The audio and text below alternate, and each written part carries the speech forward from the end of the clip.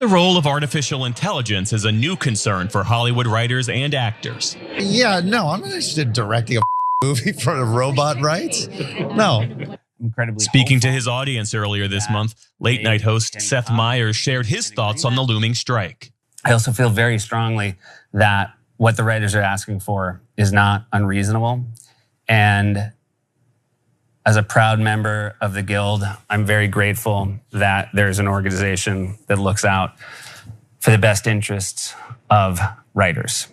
Tens of thousands of writers and members of the Writers Guild of America have officially gone on strike after the negotiations with production studios did not really get to where they needed to get to. Now the studios and the writers union ended up experiencing a breakdown in negotiations, and the board of directors for the East and West Coast divisions of the WGA, Writers Guild of America, voted unanimously to call a strike effective today. So today's the first day of that strike.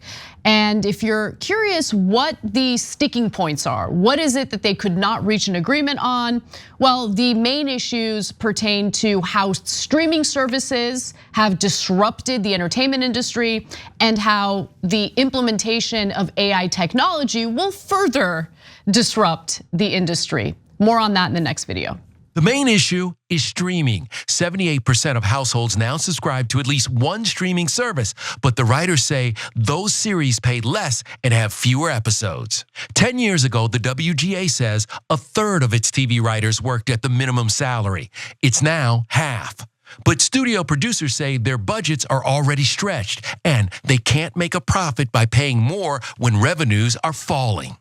Also playing a role in the labor talks, AI. The writers want assurances that studios won't use artificial intelligence like ChatGPT to generate new scripts. The role of artificial intelligence is a new concern for Hollywood writers and actors. Yeah, no, I'm not interested in directing a movie for a robot, right?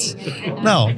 I think the most clear-cut part of this that I am 1000% in favor of is the writers pushing back against the implementation of AI, wanting actual regulations and rules to be implemented when it comes to the implementation of AI. The other part of it, which is the disruption that was introduced to the entertainment industry as a result of these streaming services, is a lot more difficult because, and let me just be clear, I 100% support the workers here because they are obviously making less money and they deserve to get paid more. However, at the same time, it's difficult to figure out how it's gonna work because of just how disruptive streaming services happen to be. There's also the issue of residuals. So as CNN writes, writers have traditionally gotten residuals when a show they wrote is sold to run again in syndication or on basic cable. But they're unlikely to get meaningful residuals, if any at all, when they create original content for streaming services as contracts stand today. The Guild was fighting in these negotiations for some kind of ongoing compensation for streaming services. And I do have some numbers in regard to how much these streaming services have made. For instance, Netflix made almost $5 billion in net income in 2022 alone. And so the question is, how do you figure out a way to, I guess, redistribute that wealth in a way that makes sense? Because this is a different way of earning revenue. It is different from the advertising that comes along with the content that TV writers put out. So Cenk, I'm curious what you think.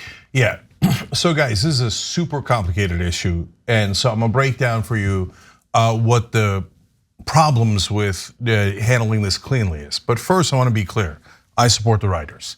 In case you're concerned about bias, I do have a little bit of bias, I guess, in both directions. I run a digital media company, but I was also a TV writer. That's why I came to LA in the first place. And my bias also is that the number one most important thing to make a movie or TV show work is the writers.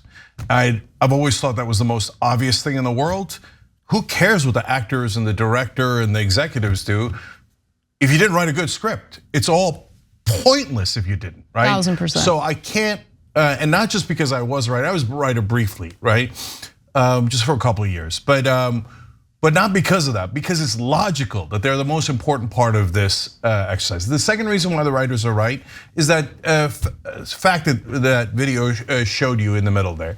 It's overwhelming. In 10 years, they went from 33% of the writers being at minimum salary to now 50% being at minimum salary. There's no question they're getting screwed in that sense, okay? So now, the complexity here. So number one, yeah, Netflix made $5 billion, but we tell you on the show all the time when it's income versus profits, and that is income, revenue. It is not profits.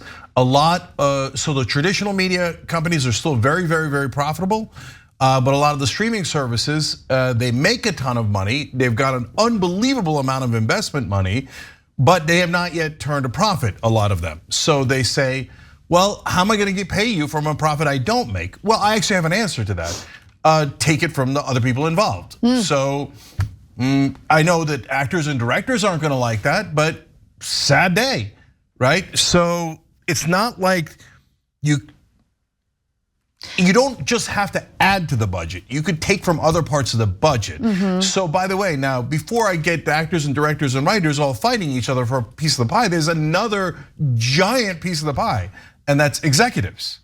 And nobody ever talks about, hey, we're not profitable, so should we cut the executives' pay, right? So look, so that's a huge issue. And in terms of artificial intelligence, that's one's also complicated. They're gonna go to artificial intelligence, whether we like it or not. I have a lot to say on that, but mainly that we should just put a spotlight on the ones that are made with artificial intelligence. And then if you wanna watch it, you watch it.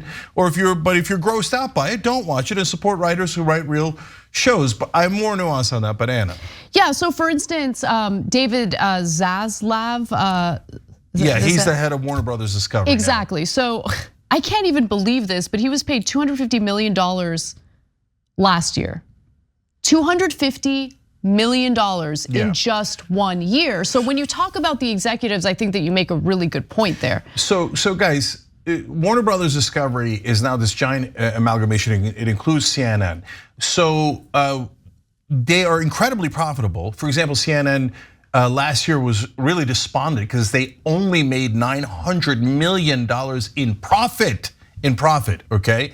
And so they're doing all these different cuts, and Don Lemon is actually part of those cuts that people don't talk about the financial side of it. They got rid of a lot of their, some of their expensive anchors, and certainly CNN Plus, et cetera, because they're trying to cut costs. Why are they trying to cut costs? Well, number one, because they took on tremendous debt. Well, whose fault is that? That's the executive's fault, right? And second of all, that's because they paid their executives $250 million a year, right?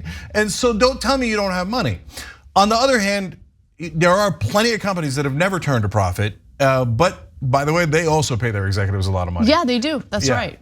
So I think you're right, there are places where they can, I guess, in the context of the entertainment industry, redistribute the wealth to ensure that the writers that make this content possible in the first place are compensated fairly for the work that they do. Now, CNN also reports that although many streaming services are not yet profitable, they provide the studios with a source of income from subscribers' monthly fees, making them less dependent on advertising revenue that might be lost from the need to air reruns on broadcast or cable channels. And so, the streaming services also have a pretty massive stockpile of older content that could keep their customers satisfied as this strike continues. And I'm really curious to see how that plays out because, part of what makes strikes so effective is how it does away with either a service or a product in this case that the consumers look forward to, the consumers want. And when the executives of these studios are unable to produce that content as a result of the strike, well, that makes the strike a lot more powerful and it gives them more urgency in coming up with a solution to make the writers happy. So I don't know how that library of content is gonna come into play. It might not have an effect at all. The content that is likely to have the biggest impact or experience the biggest impact happens to be like late night shows and things like that. So any thoughts on that, Cenk? Yeah, so look guys, the writers want more on residuals, on reruns and stuff, but that's kind of an ancient model. And so I think, now we're in the weeds of their strategy and I don't know well enough to be able to criticize from the outside. I'm just telling you that we just don't live in the old world. I know like this town, LA that we're in, built on residuals. tons and tons of, forget the writers, although some of the writers are super rich. By the way, that's why the writers can oftentimes have much longer strikes because they have the economic wherewithal to be able to withstand a strike that long. Now, as you saw, there 50% of them are at the minimum, so don't make assumptions that they're all rich, right? But actors, directors, etc. There's still $10 million, $20 million houses all over LA paid for by residuals. But those days are gone. That was the old days where Friends and Seinfeld would come. They'd get to 100 episodes and then rerun them endlessly on all the other channels. And every time they ran them, people would get checks. And the higher up they were, the bigger the check they would get. Well, the world just doesn't work that way anymore. So we've got to come up with a new model. But that's details. So in terms of the AI stuff, guys, like, half the stuff we watch now is half AI already. Here's what I mean by that. Any of you watch Emily in Paris? No. Okay, Please. I did. Okay, and I kind of liked it. It was Thoughts kitschy. and prayers. Okay, it's one by the creator of Sex and the City, and he knows what, generally speaking, what young female audiences want. And so Emily in Paris has every cliche you can imagine. Why? It's specifically designed for a certain demographic. Fine, mainly a human being did that, but they're engineering it to appeal to you. So now we're like 2 inches away from artificial intelligence. So the fact that they're gonna do that is inevitable, right? And then so if eventually people will know that's an AI movie, that's a human movie, right? And my guess is the AI movies are gonna suck a little bit. Some of them will be like Emily in Paris. You'll be like, oh, it's kitschy, I kind of like it, it's formulaic, etc. And some of them will have like twists and turns because the algorithm doesn't just spit out necessarily boring stuff. It knows that it needs twists and turns, and maybe some of it will be good, okay? But generally speaking, I still think you need human flair to make something brilliant. No, by the way, we don't need robots to take, like, what is the point of AI, right? Like, to save costs, to save money. Okay, but that's exactly right?